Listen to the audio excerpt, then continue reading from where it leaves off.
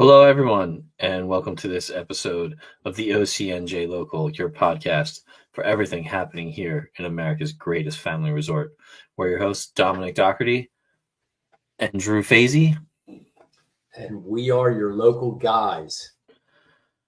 Drew, man, we're doing this one a little backwards here, a little editing, a little production magic, if you will. Production magic. Yeah, it's good times, good times. So I think this is the third time we've recorded this intro, possibly the fourth. I think it's at least the third for sure.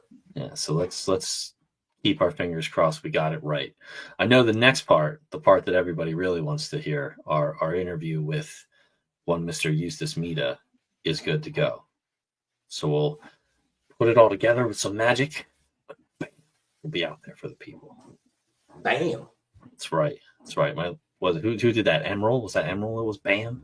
Yes. Or was that Guy Fieri? I don't know. One of those chefs that had their Emerald? Bam. Yeah. That's dating myself right there. He hasn't been hot in a while. No. So, but anyway, Drew, man, I know you got some shout outs for us and they're long overdue. So I do, and they are.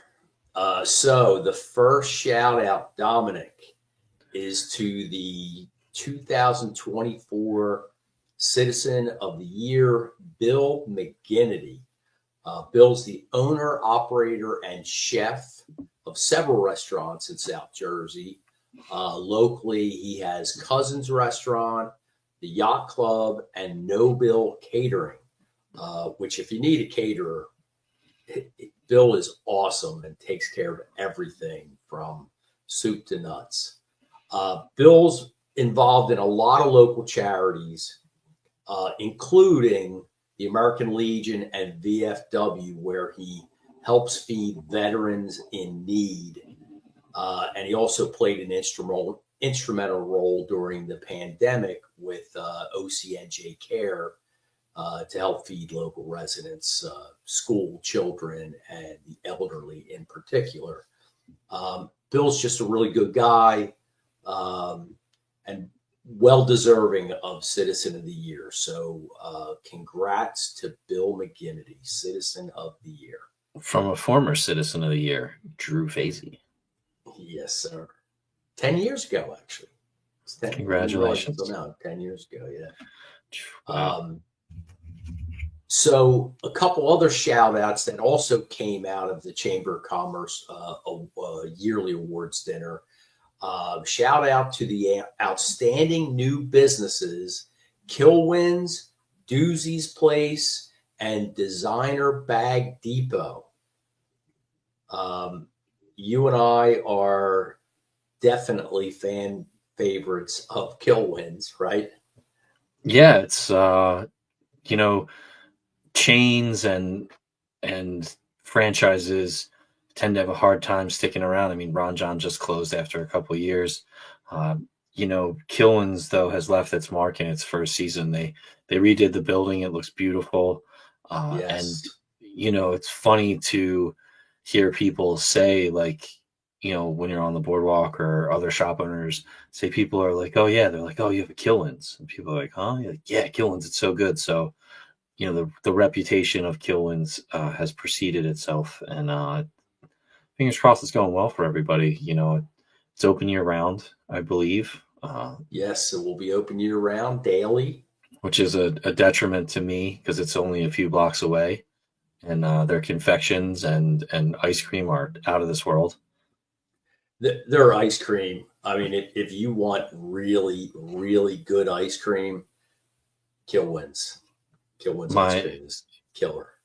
They have ice cream cakes, and Lucy's turning double digits this week, so that's what she wanted. So we're gonna get her the Kilwins. Oh, is that right? That's great. Yeah, I mean they're not cheap ice cream cakes, but you only go double digits once, and if you make it to triple digits, then God bless you. So tell Lucy that when I was growing up for our birthday, all the kids in my family, I have a big family, we got to choose dessert. And I always went with ice cream cake. Nice. Good call. And then Designer Bag Depot, I have yet to be there. from the name of it, though, it sounds like it's a hot spot. Yeah, I haven't been in there either, but you're right. I like the name.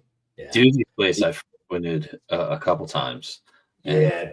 Rave reviews on Doozy's place. if you were a fan of the Old Surf Cafe on 8th Street, which my family and I were, we were very happy when we stumbled upon Doozy's place because very similar menu.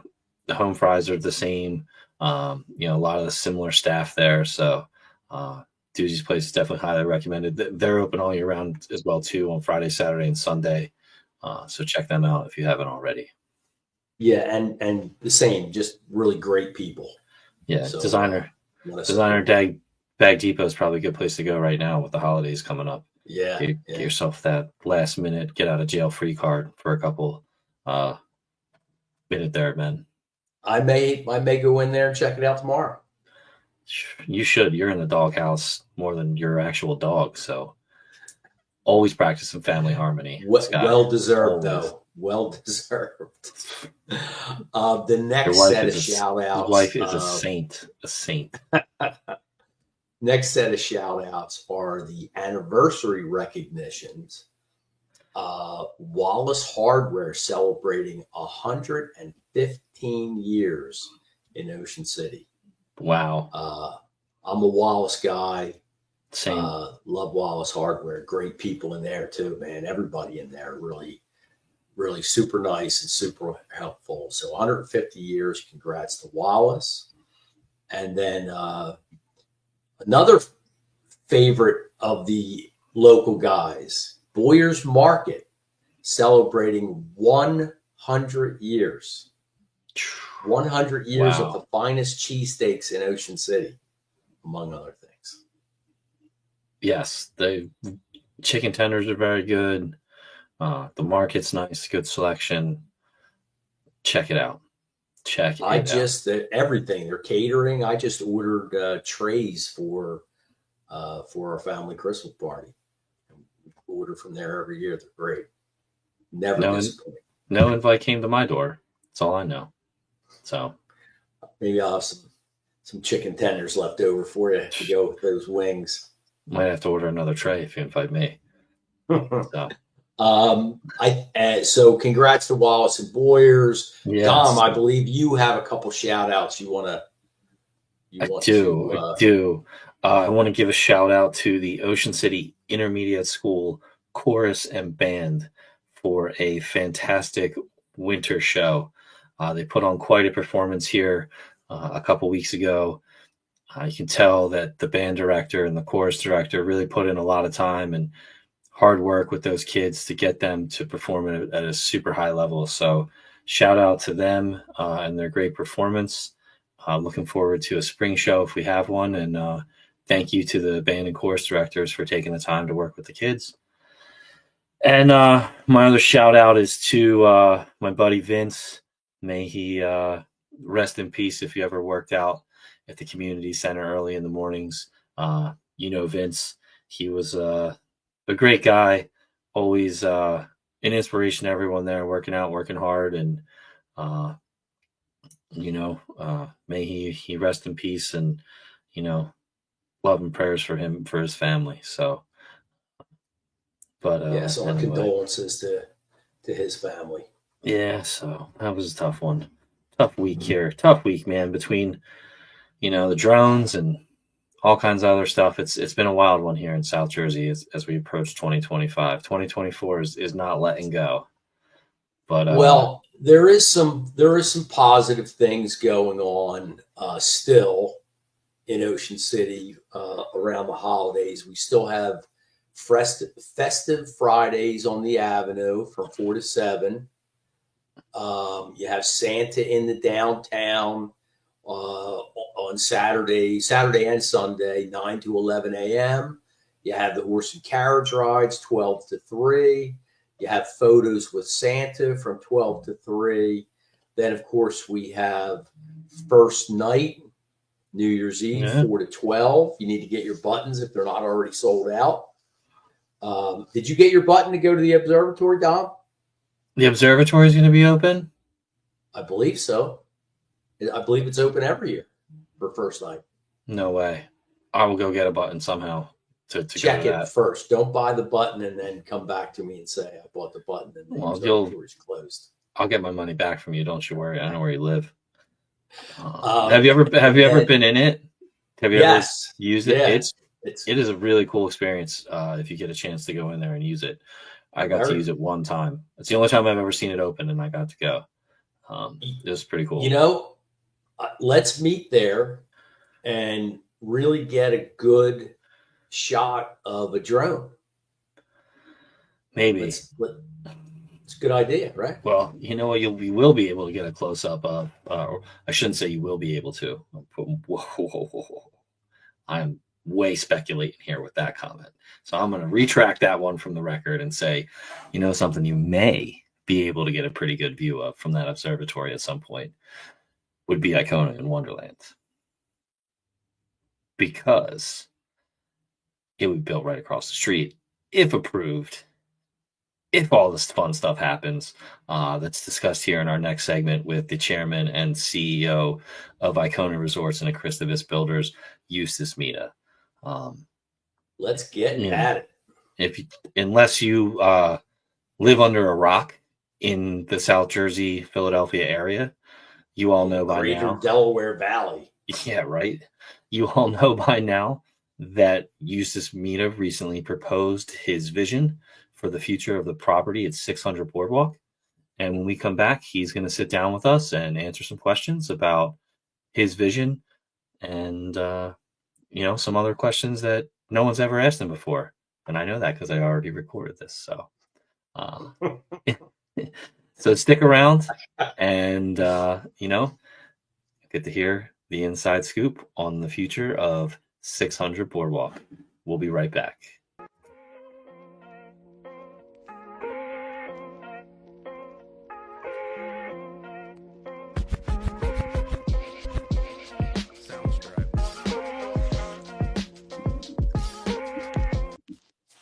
All right, everyone, we are back with Eustace Mita, Chairman and CEO of Icona Resorts and Christovis Builders, here today to talk with us about his vision for 600 Boardwalk. Mr. Mita, thanks for joining us here on a Saturday. Much appreciated. My pleasure. Awesome. Well, if this isn't the story of the century here, we had to have you on the podcast if we are truly a podcast about Ocean City, because, even since you proposed this back in 2023, there's been nonstop talk about it. So again, really, thanks for taking the time to Yeah, we appreciate you being here. Yeah, my pleasure, gentlemen. Answer. There's nothing's out of bounds. Any question you want to ask me, personal or private. I don't want to embarrass you guys, but go ahead. Nice. Well, you've given a couple presentations over the past 2 weeks. One in the Third Ward with Councilman Jody Lovecheck, and then another one just this past week, the week before. December's just flying by at the Tabernacle. Why don't you just take a minute and recap that real quick, just for people that might not have seen it or catching it secondhand from the reporters and the press and what's out there on social media. Thanks, Dom. So we have run a series of meetings. I had promised the council. I said, listen, we're not hiding. We want to put it all out there. And so you get a meeting. I don't care who, what, how, when, where. I'll come and present what we're proposing here. So in fact, we met with council members separately. We then met with the Boardwalk owners group. We then met with Jody Levchuk's ward, and he also opened that up to the public, so it became a town hall. And then a couple of weeks later, as you mentioned, we did a town hall in the Tabernacle. And I would say we had a few hundred people, and we also had some technical difficulties, but on Zoom we had a couple of hundred, I believe, as well. So our whole idea was to give everybody a chance. And sadly, we have 20,000 taxpayers. Half of them are all year round, and half of them are seasonal. And so the seasonal people, I don't think we've gotten as much feedback from. But the ones that we have got has been very, very positive. I think if you look at what's happened lately, is that I believe there's a groundswell that is turning the tide into the positive side in a big way. And the reason I say that is because we had the same people show up who were against it for all three meetings. So there was not a new group of people who showed up. It was the same people. So that's pretty much a summary of the meetings that we've had. I offered to have more. I haven't been taken up on that, except for the Asbury shop owners. We're going to speak to them as a group this week. And my last goal is to get this, and we're trying to put it together, to speak just to the neighborhood right there around 6th Street and Wayne. So I think once we've done that, we'll pretty much have covered all constituencies. And that was the goal. Including our podcast. Exactly. Well, this is the biggest part of it. This, to me, puts an exclamation point on the whole thing. Well, we I appreciate forgot that. I did do a radio show on WOND as well. Thank you. Thanks for reminding me of that, Drew. So Mr. Mita, do you want to go through, Sure. your proposal? Sure. I'll give you some factoids. We don't have slides here, but I think everybody will understand. I've done it enough that I've tried to simplify it as much as I can into a number of points. So here's point, and by the way, the ones I'm going to give you, it's not like an opinion or a pro or a con. I'm just giving some facts. Fact number one, which is indisputable. The number one revenue generator in Ocean City is tourism. Fact number two, the biggest support of tourists is hotel rooms. Fact number three, in the last 25 plus years, we have gone from 3,000 hotel rooms to roughly 1,000. So that equates to nearly losing 70% of our hotel stock. Now, when I first started speaking about this 6 months ago, we were challenged by a lot of the same people who have showed up and have not been happy. And they said, well, we find that hard to believe. So we did the research. Not only did we get the hotels and all black and white photos of them, we also listed the number of rooms in each one of the hotels. So we said we lost 2,000 rooms. It was over 2,300 just in the hotels that we've listed. So why does that matter? Well, it matters for a couple of reasons. The broad definition of a resort is three things: hotels, entertainment, and food. Shockingly, for a city that has no alcohol, we really do have good food in Ocean City. We talked about it offline a little bit earlier. And not just cheesesteaks and pizza, which I would, by the way, put ours up against anybody. And I'm not just talking about in New Jersey, I'm talking about anywhere. We have great food in Ocean City. We have great breakfast, and we don't have a lot of dinner spots, but the ones that we have, the Island Grill and so on, are very good. Cousins has been there. Geez, as long as I can remember, Cousins has been there. And to do what they do, these restaurants without alcohol, is really amazing, and I'm grateful to all of them, because the profit in restaurants, and we have 8 of them, is really in the alcohol side of it. So kudos to them. And so back to the facts. Tourism, number one revenue generator. Number one supported tourism, hotel rooms.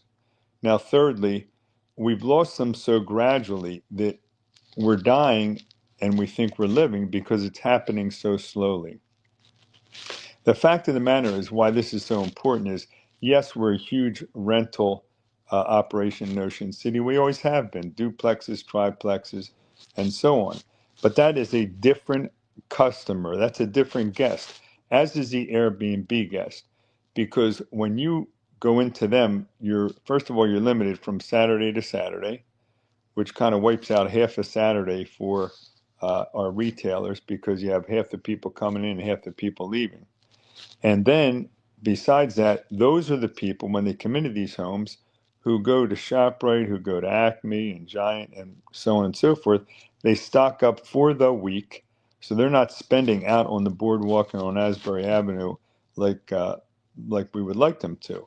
But the hotel guest is the true transient. Why do I say that? Well, because they're not going out and buying groceries. They stay in the hotels. We average 4 occupants. That's like a mom and a dad and 2 children. And we average a 3-day stay in our other 8 hotels. And so what that gives you is somebody who says, we've only got 3 days. We got to get out there. We've got to go to Manco and Mancos. We've got to go to Preps. We've got to go and play all the mini golf. We got to go to Playland and Castaway Cove. We got to get Coors ice cream and so on and so forth. So they are by far, and this, don't take my word for it. You can Google the difference. They are the biggest spenders of the visitors to Ocean City. And yet, let's go back to the broad definition. Hotel rooms, entertainment, and food is a broad definition of a resort. Okay? Well, now, how can it be that the last time our resort, Ocean City, saw a new hotel was over half a century ago? And I think a couple more facts, some of the things, I'm going to answer these in advance. The 4 biggest objections when we started this quest to come up, I'll give them to you, and we think we've given the most positive solutions to each one. Alcohol, there was fear, and I call it fear mongering. People put out there, well, he's going to have alcohol. Not true. Ocean City's alcohol laws trump New Jersey state laws, so there's no issues there. Number 2, well, if we let him do it, everybody's going to do it. They're going to want to build hotels everywhere. Not true. If it was, then why hasn't there been any hotels proposed since the protocol was built in 1965? I can tell you why. Because it is not fiscally possible to make a profit. And then people ask me, and rightfully so, then why am I doing it? Well, if I didn't live in Ocean City, I wouldn't do it. I love Ocean City. I've said this before. We develop our home building company and our hotel company. We have hotels and homes from Cape May to Longport, and we have one up in Spring Lake as well. And I would tell you that as I look at all these barrier islands, and if you get up in a helicopter, which I have done, and if I could go back 100 years ago and choose one island, I would choose Ocean City. Why? Well, if you look at Avalon Stone Harbor, beautiful. Together, they're 7-mile beach. Just by ourselves, we're 8-mile beach. If you look at all 3 wildwoods, which have the most population per square foot, all 3 wildwoods together are only 5 miles of beach. So we really have a gem here. And one of the other things we have that none of the barrier islands have is at low tide, and I know them all because I was baptized down here, so I grew up here since I was a baby, and I know the intercoastals by heart. But what we have in Ocean City is the Great Egg Harbor Bay. So even at low tide, you can go up and enjoy water sports, so on and so forth. So because we all live here in Ocean City, we probably take a lot of these things for granted, but we really have something that the other barrier islands don't have. But what the other barrier islands do have and we don't have is a new hotel. And so I can tell you right now that, listen, we're talking about a 250-room hotel. Everybody's talking about, how big the hotel is. Oh, I'm sorry. Let me go back to the biggest objections. 1, alcohol. We covered that. 2, if we let him do it, everybody's going to do it. We covered that. 3, it's too tall. Let's cover that. The Gardens Plaza is 1 block away. That's 14 stories. We're 7.5. The Portico is 9 stories. The Flanders is 9 stories. So, in fact, we would be the smallest of the bigger buildings. Now let's talk about size. It's the hotel's too big, 250 rooms. Well, that's actually not considered a big hotel. If you go right up the street to Atlantic City, they average between 1,000 and 3,000 rooms. The Ocean has the capacity for 5,000 rooms. So this is not a big hotel, but I would tell you architecturally, there's nothing in Atlantic City, old or new, that can touch the design of this. And we did that on purpose. It's much cheaper on a square footage basis to build something that looks like the Ocean. In fact, they just approved one in Seaside Heights, New Jersey. None of the fanfare and objections like we have in Ocean City, and they passed into a redevelopment zone 6-0. And then people say that, well, there's another thing. It's not an area in need of redevelopment. Well, the one they just did in Seaside Heights had 3 motels that were operating and stores on it. So, the definition of a redevelopment does not have to be blight. But at any rate, so the last, uh, I shouldn't say last, but the last big objection is traffic, that we would create more traffic, when exactly the opposite is true. Wonderland, right now, this summer, on a good Saturday, would get over 3,000 patrons. Back in the day, when they were the premier amusement park, they would average sometimes over 5,000. And they had exactly how many parking spaces? 0. How many parking spaces are we proposing with 252 rooms? We're going to have 375. We only need by code 252, 1 car per room. That's the way it is up and down the coast and in most urban and suburban areas in the United States of America. It's 1 spot per room. So we'll have over 100 spots that other people can use. The other thing people talked about was noise. If you look at the amusement park and you have the log flume back there and all the big rides, they're very noisy. If you're on Wayne Avenue, if we build this hotel, you'll be able to hear a pin drop in comparison. The other thing people talked about, well, let me stick to traffic. The other thing is a couple or a few years back, Mayor Gillian closed 6th Street as an entrance into the huge parking lot in front of the high school. So now the only way you can get to that lot is 5th Street. So that cut more than 50% of the traffic down right there. That'll only be for the hotel, because on that whole side, you have schools there. And so I would tell you that, if you look at any other spot in the city, this is probably more ideal than any of them, because you have a whole block on one side of 6th Street that's taken up by a high school that will be out of session when we're in season, and in session when we're out of season. So those are pretty much most of the objectives that I believe that I covered them. What else can I say? No, thank you. Yeah, so we have some questions. If we can do a little Q&A. Is that why we're here, Drew? To ask questions? So my first question is the mechanics of a redevelopment zone. I have no idea how that works. I heard a councilman say that they aren't in a position to make a decision because nothing is in front of them. So how does that work? Do you have to put the entire package together, full set of blueprints, timing? I can't even begin to think of what goes into that, but you have to put that together and then present that to city council or to the planning board, the zoning board. What are the mechanics of walking through a redevelopment zone project? Well, the first thing, thanks, Drew. The first thing you have to do, as you said, is to put the package together. So that has not been presented to City Council. What's presented to them is an actual 2-scale conceptual model, which we want to build, which is 100 rooms smaller in size and a story and a half smaller than the one that we proposed in front of the high school about 1.5 years, 2 years ago. So what we have to do is we have to put the package together. We have a redevelopment expert and who puts the reasons for redevelopment behind it. We have a traffic study that is in the works right now to satisfy the constituency, our citizens on that.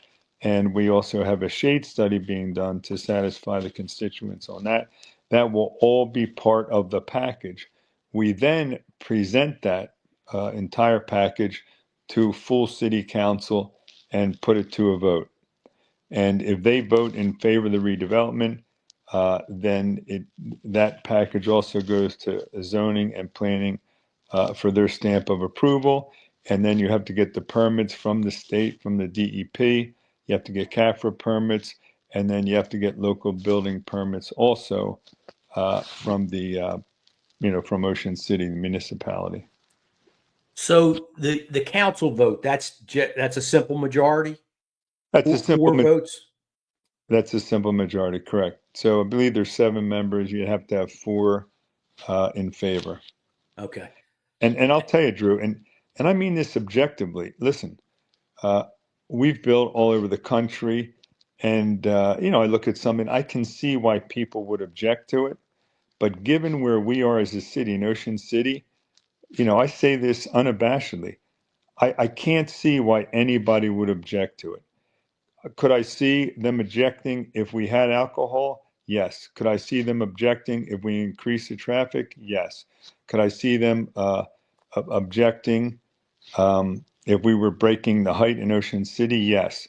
But none of those things are true. So I really don't see a negative.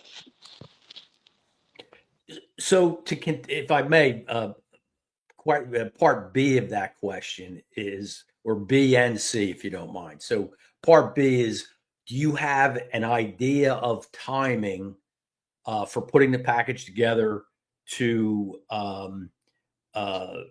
put in front of council, and an idea of timing from their vote to shovel ready? Yeah, great questions. And I can give you what I think are very close approximations. Uh, I personally did not want to take it to council until we had taken it to the full constituency. So once we address the Asbury Avenue shopping district, once we address the neighborhood, we'll be ready to go.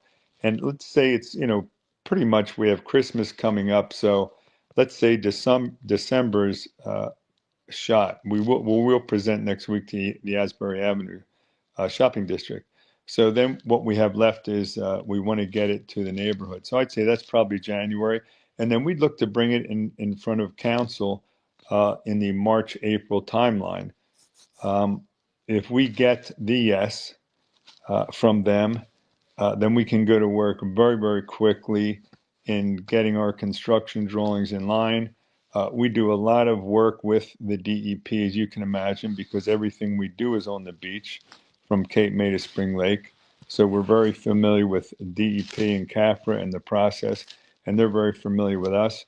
And so I would tell you that's probably, they have 90 days to respond. So let's say we get their comments back, and then they have another 30 plus days after that. So I would tell you probably from the time, if council approves it, and that's an if, we all know that.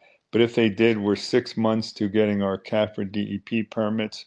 And, so we'd like to be in the ground, actually demo has to come first, but I would tell you demo, we'd love to be doing demo 6 months. So probably the fall, it'd probably be the fall of 2025, September, October. Awesome. Okay. One of the things that the individuals who are opposing the hotel is the rezoning. Typically when you look at a redevelopment zone, you're talking about a whole area, neighborhood. And in this case, we're looking at this one parcel of land. You mentioned in the earlier comment, it doesn't have to be done for blight. What is the advantage of the redevelopment zone for the city and for Icona and Christovus? It's got to be on both ends. 100%. It's on all 3 ends. It's on our end, it's on the municipality's end, and it's on the citizens' end. And here's how. If we just go through zoning and planning, which, by the way, the way council looks right now, I'd rather go just to zoning and planning. But if we just did that and we got approved and went, then 35% of the taxes, and we're going to pay a little over $1 million in the hotel, 350,000 of that would go to the city. Right now Wonderland pays a little over 100,000. So let's say the city gets 35,000 currently, and then the county Cape May County and the state get the remainder. So let's stay with that for a minute. So if we put into redevelopment, then the state recognizes that the city of Ocean City is improving this specific site to a great improvement, and therefore says, okay, for the next 31 years, you get to keep 95% instead of 35%. So that'd be nearly $1 million versus $35,000.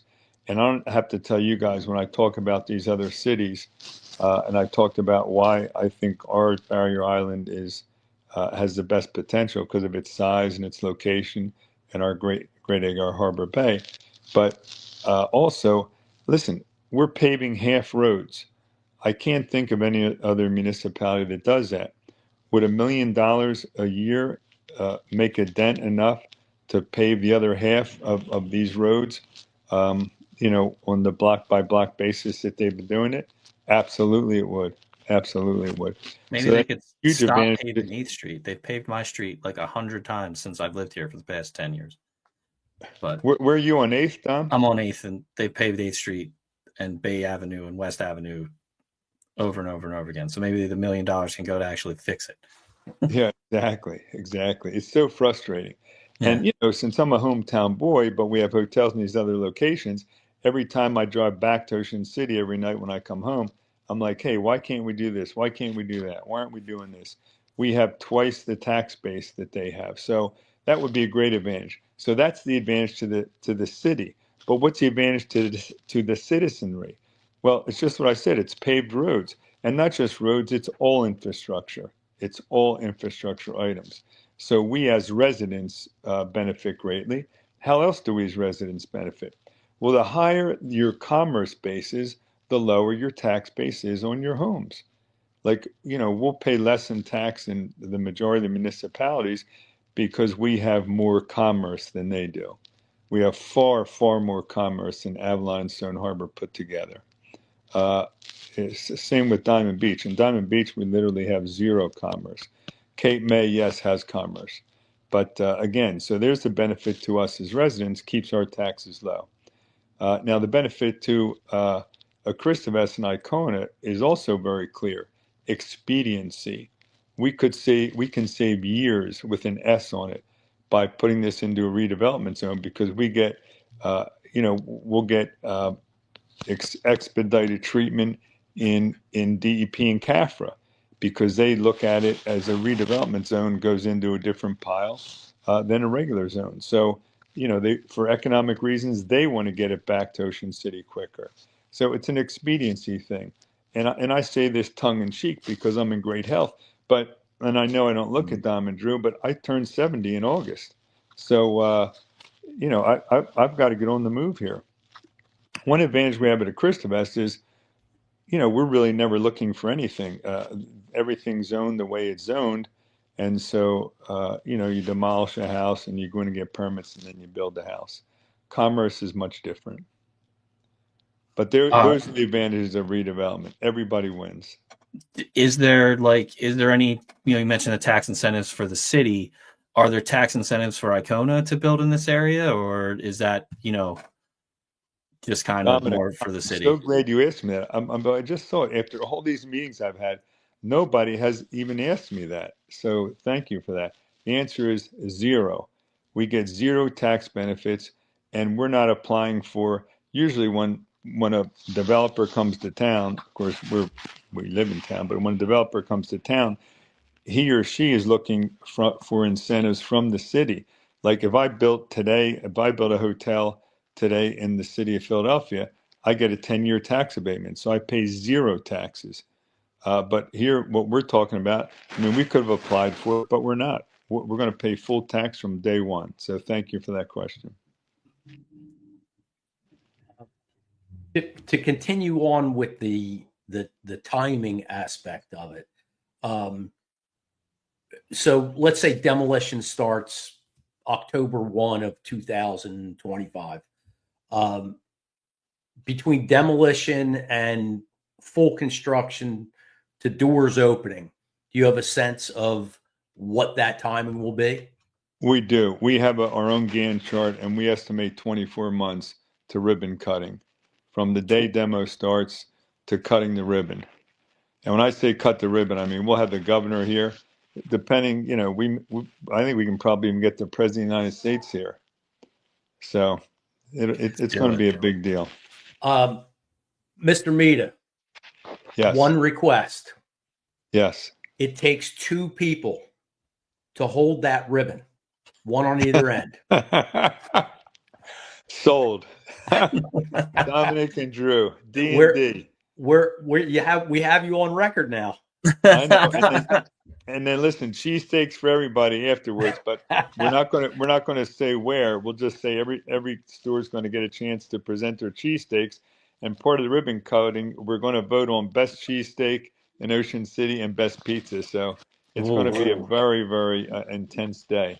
You'll Okay, definitely get the president for that one. Maybe even RFK Jr. for health reasons too. That's exactly right. And We'll keep him down on the others. We'll keep him in front of Johnson's popcorn. We'll see. So 24 months. You mentioned before that if you didn't live in Ocean City, you wouldn't do this. Yeah.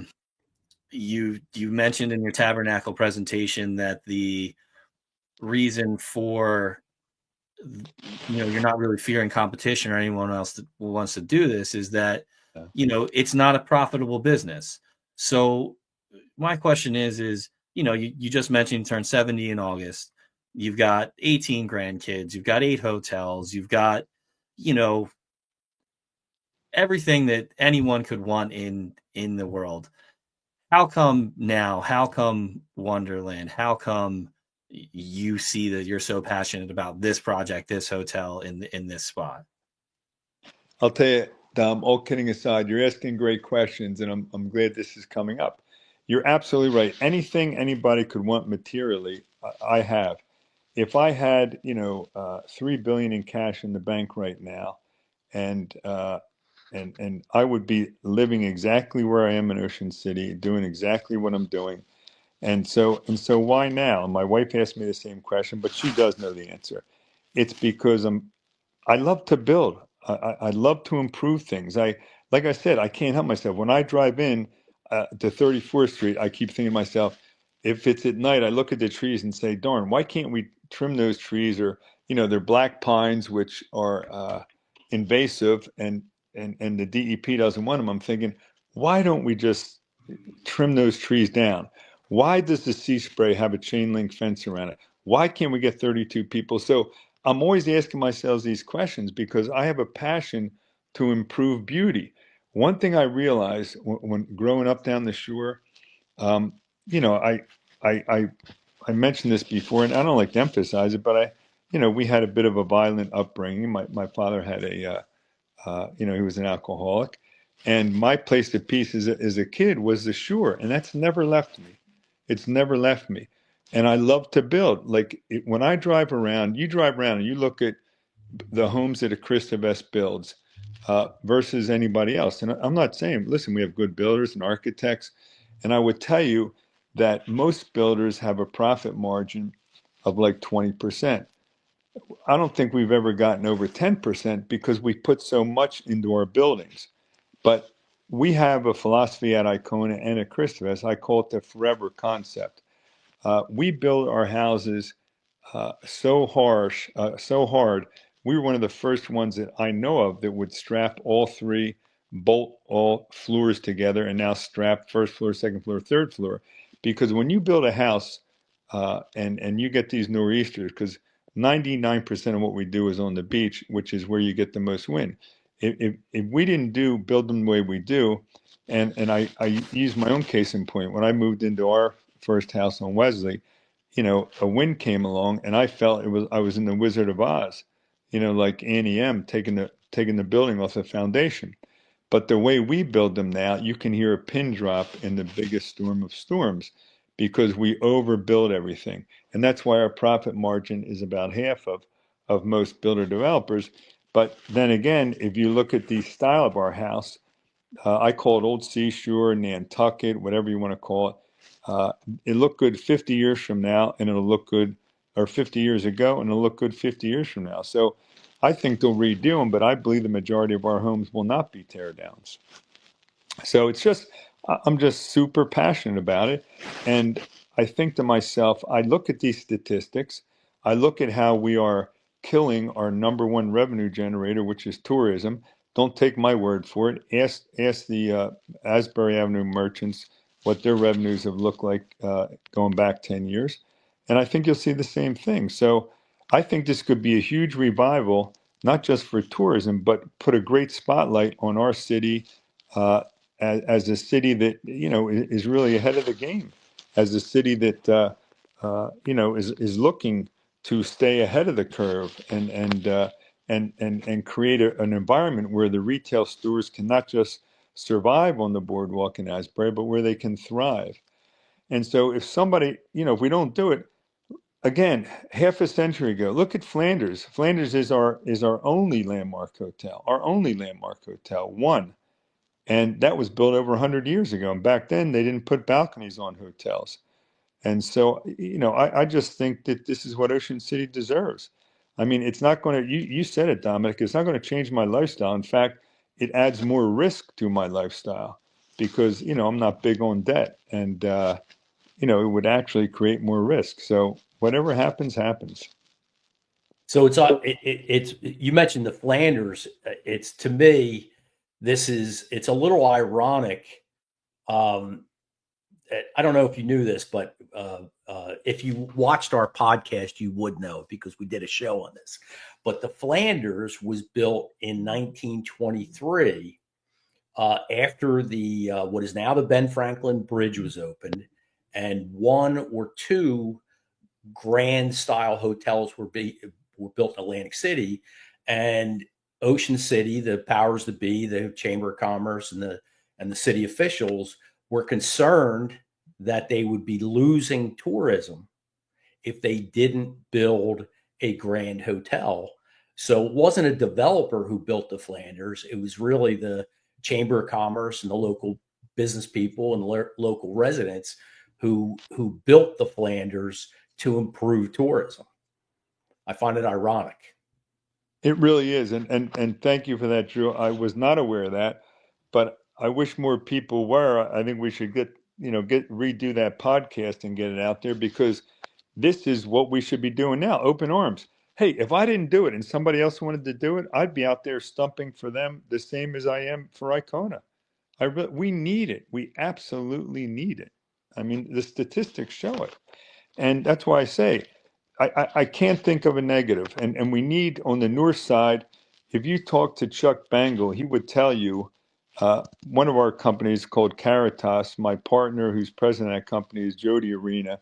He worked at when it was Mac and Manco's end, but the Mancos owned it, same as today. And he said to me, 8th Street was their busiest location. And I asked Chuck just 2 weeks ago, was that true? He said, absolutely, it was true.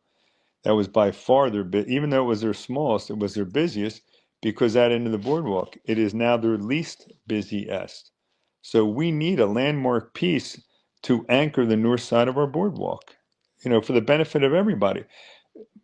Brothers, I'm telling you right now, if this doesn't happen, 20 years from now, we're going to lose another 30% of our hotel rooms. And as I said before, I used it as an example. When I was born, Avalon's Boardwalk started at 8th Street, went to 31st Street. Now it's at 20. It starts at 21st and goes to 31st. It's 10 blocks. When I was growing up, it had restaurants with an S, arcades with an S. There's no arcades. There's no restaurants. So that's America's greatest family resort.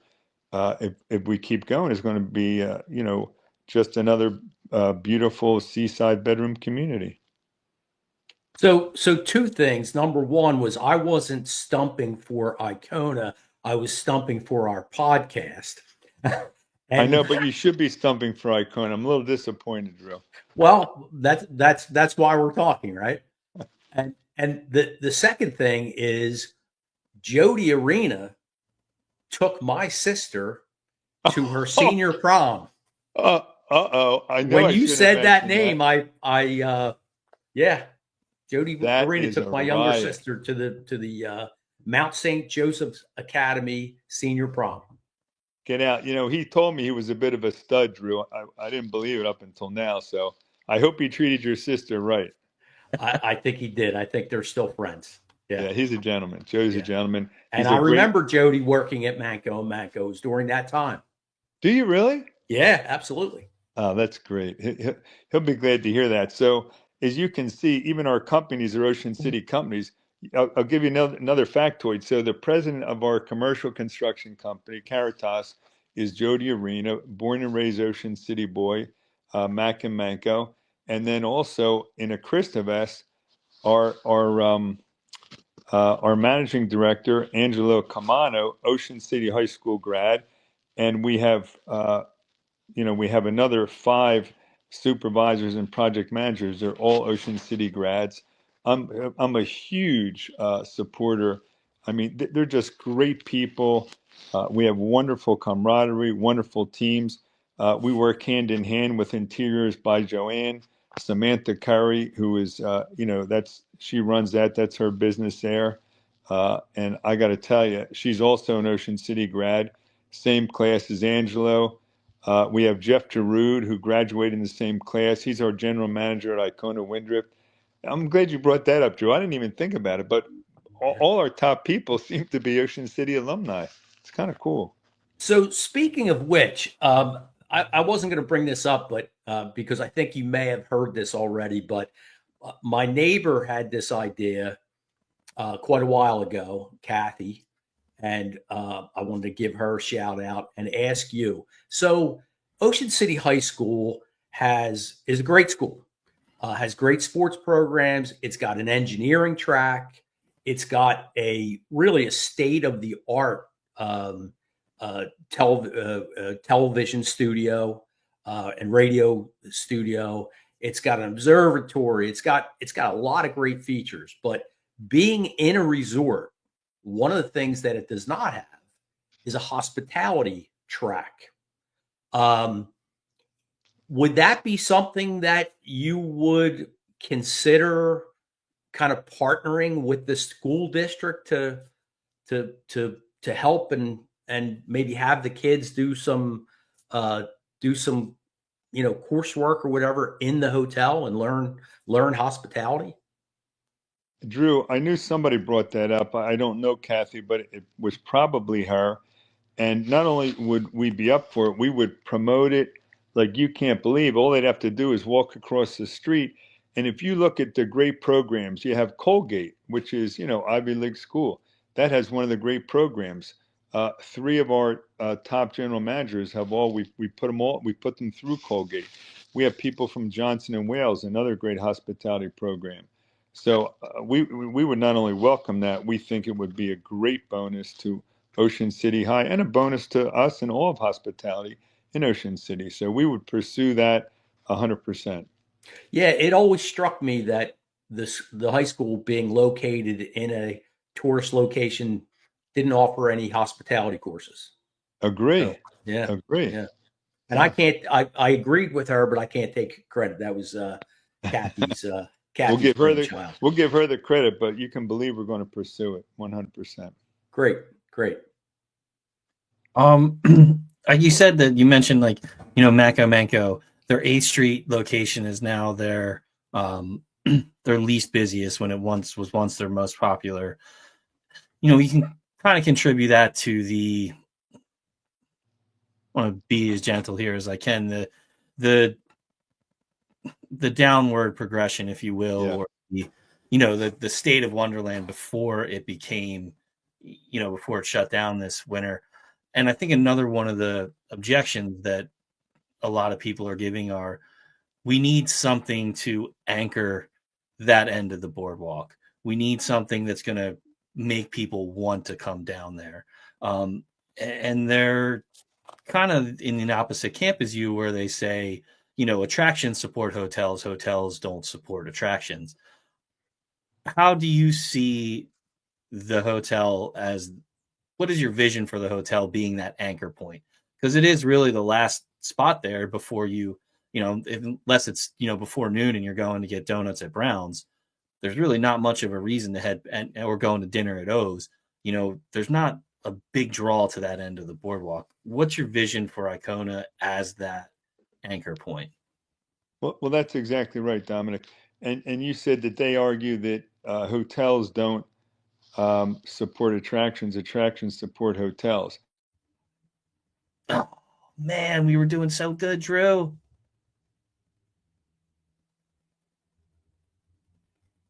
Come back. I hope he Why is it comes when I ask back. these questions every time? That was a good question too, an important question. Yeah. I can still see the outline of his phone. He's muted. He's back.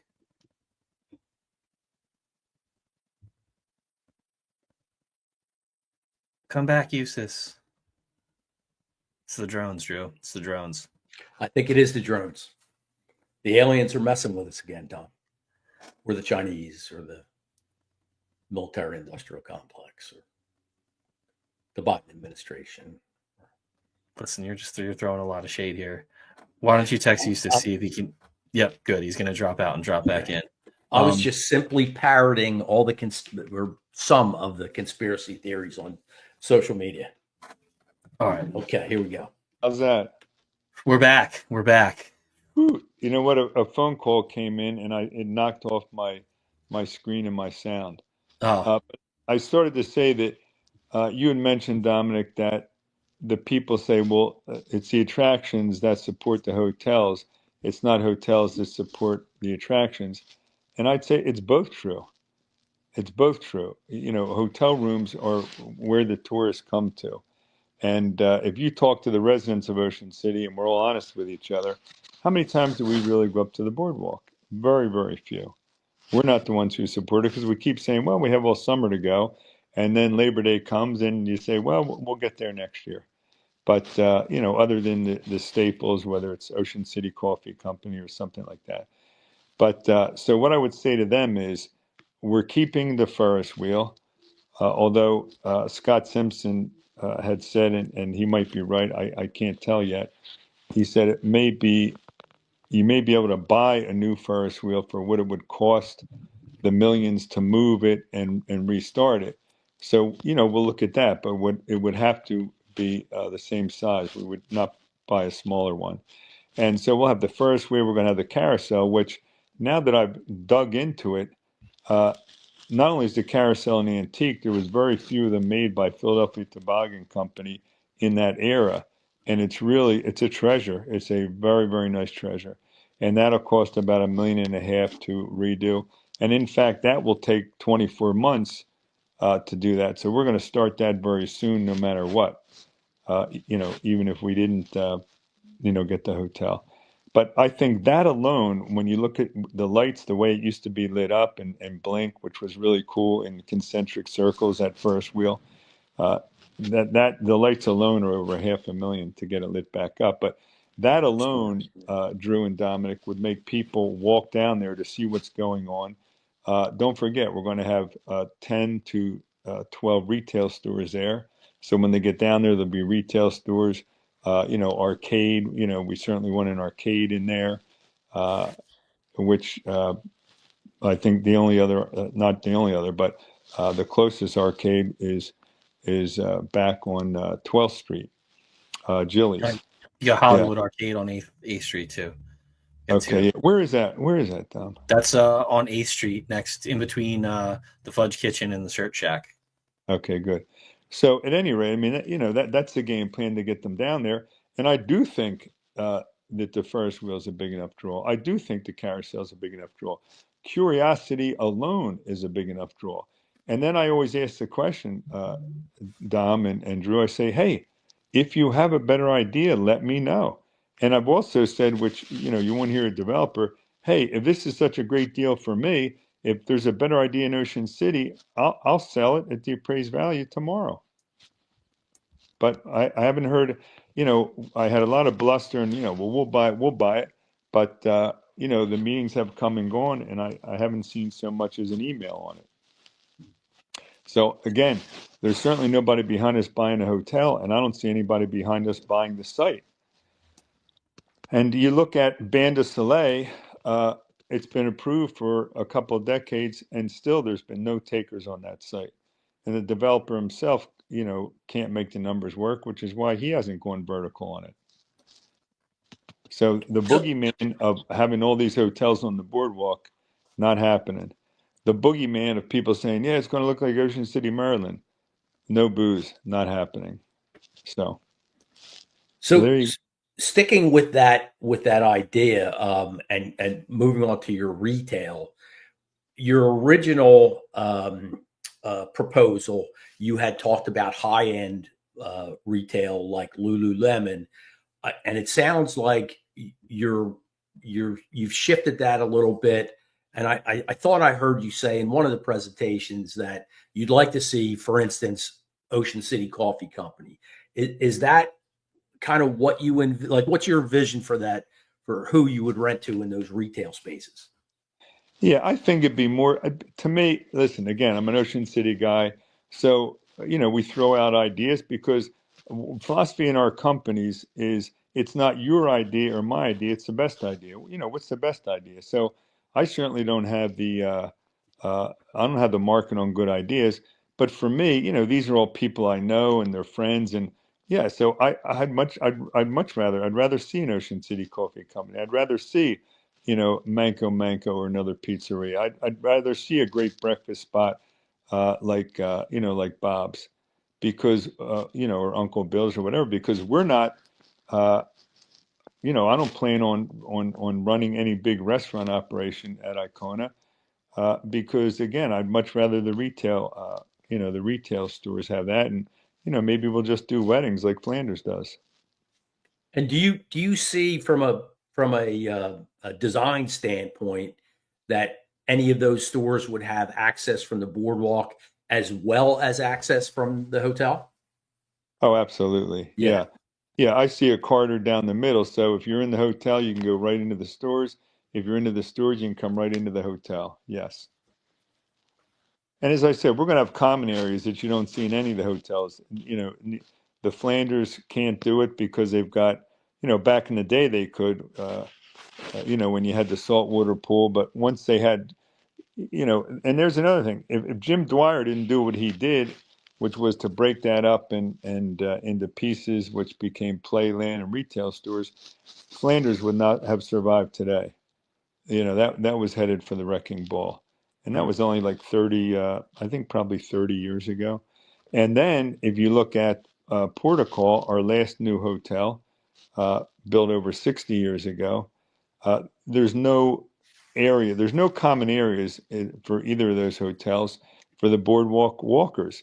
We're going to have fire pits and meeting areas that anybody on the boardwalk can sit and enjoy and relax. That alone is going to be a draw. Um, I, Awesome. I Go ahead, had Joe. another question. I know what it was. Following up on, I was kind of thinking timeline and let's say that you present to city council in March or April and it's approved. So you're now moving forward. What will the site look like for the next, I guess, 3 summers, given the time as Yeah. it So is, or no, we would.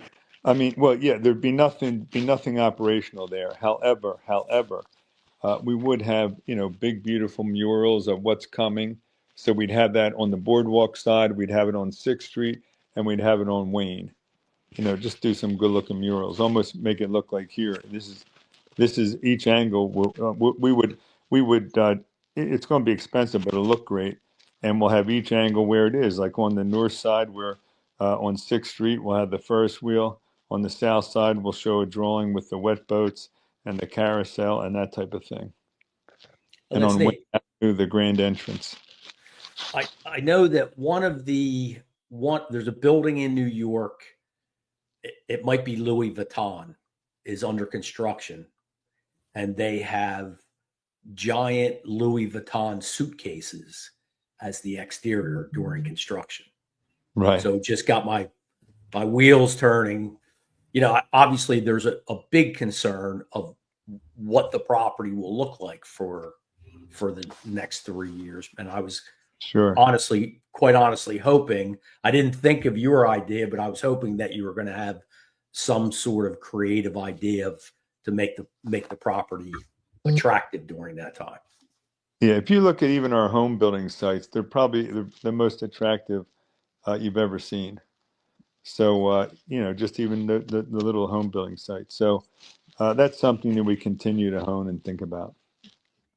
Little Sadly, home building. I sadly, don't think anything you've built is little, Mr. Mita. No offense. well, I You can know. tell you this: we can't afford the Louis Vuitton luggage as much as I would like to. Their profit margins are a few 100% higher than I'm ours sure. are.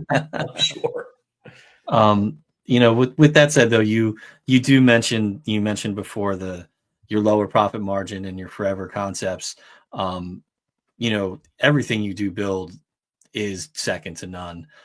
Including your house, which you said looked good 50 years, and it'll look good 100 years from now. Not to, to your horn here, you do great work, and your drawings and what you've created is nice. So, I'm interested to see what these murals to look like, and move forward from there. But I do have a concern with it being dark. Is it going to be this summer? Let's say we don't have approval yet. We don't know what's coming. Will it still stay dark? You know what? I don't know the answer to that yet, Dom. I really want to know where we're going to be, but there's not a whole lot you can do about that. Suppose I wasn't here, it would have been dark 4 years ago, Yeah. and we that was our first thing. We wanted the mayor to give it a go, and we would be on, we would be on I was hoping in front of the high school because you have the most beautiful piece of oceanfront in Ocean City, and it's a volleyball court. But I'm not here to judge. What is. So I can't tell you exactly what it's going to look like, but I certainly don't want it to look. I don't want it to look the way it does now. We may not have a choice, but then again, if I wasn't here, then what it would look like. It could be like that for years, for all we know. If somebody, Yeah. I've said, listen, I would sell tomorrow, and I said this to the mayor before. If he could make the rent, I'd leave it, and my wife was in favor of this. I'd leave it open ad nauseum and just be a landlord. I don't have to build a hotel there. I would have just been a landlord for Wonderland. Yeah. Yeah. Well, I have personally have one last question. I don't know if Drew has any more.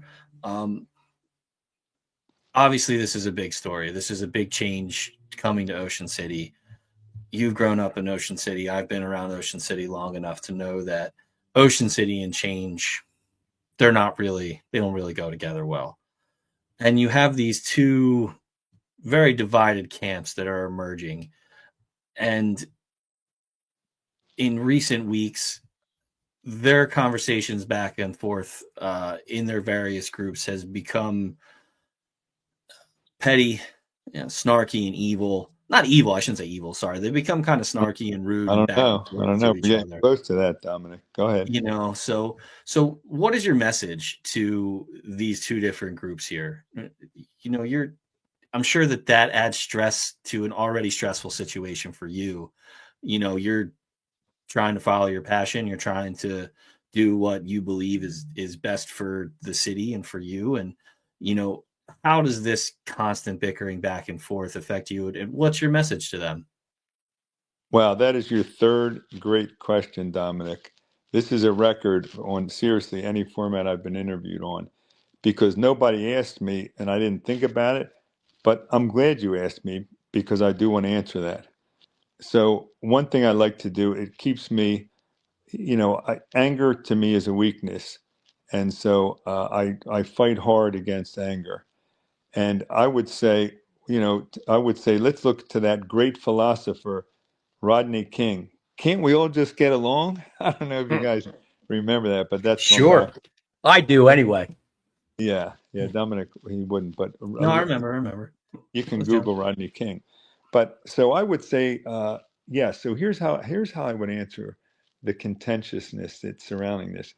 We just got through an incredibly contentious election, and there was different opinions.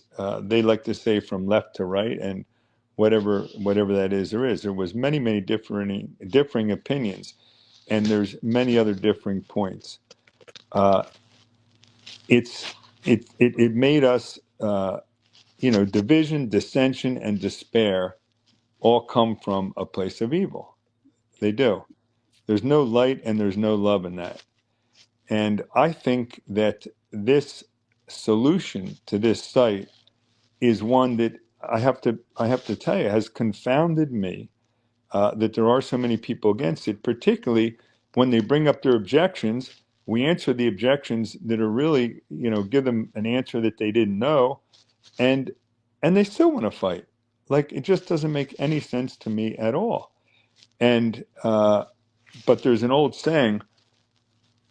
There was a little story, a little fable, and it goes like this. There was a turtle crossing a little creek, and there was a scorpion uh, that was not too far from the turtle. And he said, "Mr. Turtle, can you give me a ride over the creek here?" And the turtle said, "I'm not going to give you a ride because you're a scorpion. And if I give you a ride, you're going to sting me and you're going to kill me." And he says to him, "Well, why would I do that? If I killed you, then you would drown. I'm a scorpion. We don't swim, then I would drown. Why would I do that? Give me a ride over the other side of the creek." So Mr. Turtle says, "All right, go ahead, hop on my back." So he gets halfway across the creek and the scorpion stings him. And with what little life he has left, the turtle says, "Mr. Scorpion, why did you do that? Now we're both going to die." And the scorpion said, "Because that's what scorpions do." So I think some people just want to be mad to be mad, and some people want to be angry to be angry.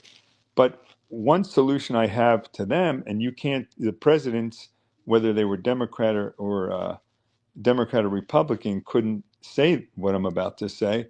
I say, listen, if you have a better idea, and it's as long as I don't get hurt and it's physically viable, whether it's you want to build an amusement park there, then buy it, or um, you want to have an amusement park there, and I'll be landlord, then go ahead and do that too. But I always say to my own people in our companies, and we have about 1,200 team members, I say, listen, we all have problems, every one of us. Not any of you two, Drew or Dominic. You've known sadness in your life. I've known sadness in my life. You've known darkness. You've known light, and you've known happiness. And what I say to our all our team members, when you bring a problem to me, because that's my job, is to solve the big problems. Make sure that you come with a suggested solution. Don't come with a problem and just leave it on my desk like a big turd. Come with a solution too. So that's what I would say to the people that are so angry. If you have a better solution, bring it. I would have been happy to be a landlord for the next 50 years and let my family be a landlord to Wonderland. That was the originally how it started out. So I don't have to build a hotel in Ocean City. Does Ocean City need hotels with an S? Absolutely. Do I have to be the one to build it? I don't. It's not going to affect Icona one iota. It just isn't. But I love Ocean City, and I look at it at a 50,000-foot view, and I say this would be an absolute landmark home run for our city. I would just like to add to that it's okay to disagree.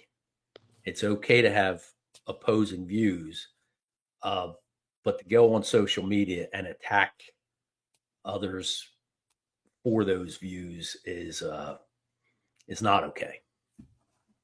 We should just try to be a little more civil in our discussions. 100%. And I really appreciate that for a number of reasons, Drew. But the biggest reason is you know, if you go, I don't care if you're you know, an atheist or agnostic or Muslim or Jewish or Christian or whatever you are, it gets down to one thing. And Marvin Gaye sang a song about it. War is not the answer. Only love can conquer hate. Only love can conquer hate. And that's what we're about. We say Icona, we say it to our people. Icona is a Trojan horse for love. That's why we're number one on TripAdvisor in every city we serve. People don't know exactly, they know we have the cleanest hotels, the most beautiful hotels, but when they give us these big marks, what they're really feeling is what we call the aloha spirit at Icona, which is warmth, welcome, and love. Even our name is our mission. If you cover the A, it says icon. If you look in Wikipedia, an icon is a sacred place, person, or thing. If you cover the icon, my favorite place in the world is Hawaii, and the A stands for aloha. And the aloha spirit in Wikipedia means warmth, welcome, and love. So we say Icona. Our hotels are sacred places where we want our guests to have a heavenly experience and feel our warmth, our welcome, and our love. And as you said, Drew, and I'll end it on this unless you have one or two more, one question. And I'll say on the social media, you're just hiding. You know, there's nothing courageous about that. I've invited people. Great. I'll meet anybody they want one-on-one.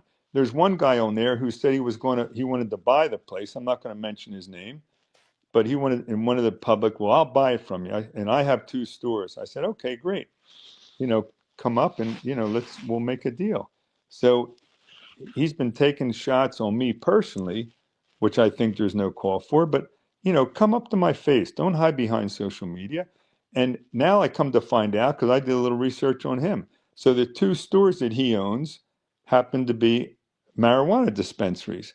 So why did he want to buy Wonderland to make it New Jersey's biggest marijuana dispensary? We're talking about alcohol. I mean, come on, you know, it just like you said, do it civilly. I don't refuse meetings. You want to meet? Let's go. Well, I think that is a great place to end. All right. Well, go ahead. I'm just going to say thanks, Drew. Thanks, Dominic. Thanks for the great questions. We appreciate your time, your candor. We hope that everyone who gets to listen to this will maybe have some answers that were lingering to questions that